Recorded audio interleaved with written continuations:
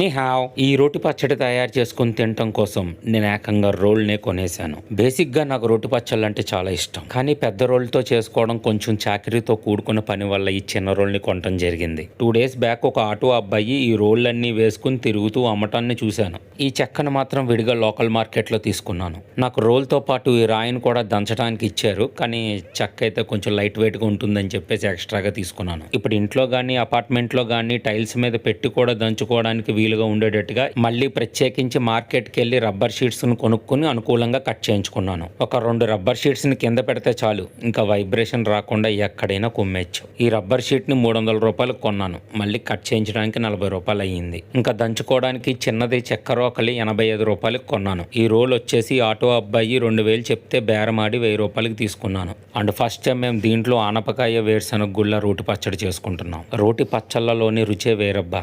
సగం ముద్దగా సగం మొక్కగా ఉంటూ జ్యువెల్ టోన్ ఫ్లేవర్ని సింగిల్ ఫీల్తో తీసుకొస్తుంది. దంచే సౌండే తప్పితే వైబ్రేషన్ సౌండ్ ఉండవు.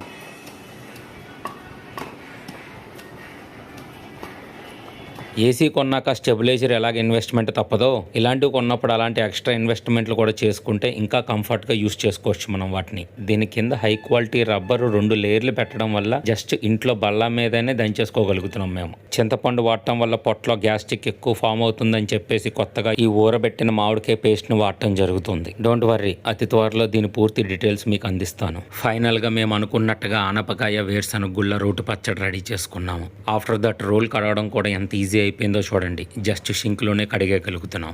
ఆ తర్వాత తాలింపు వేసాం, కలిపాం, వడ్డించాం, ఆరగించాం. ఇంకా మన వీడియోస్లో రోటి పచ్చళ్ళ సీజన్ ప్రారంభమైంది.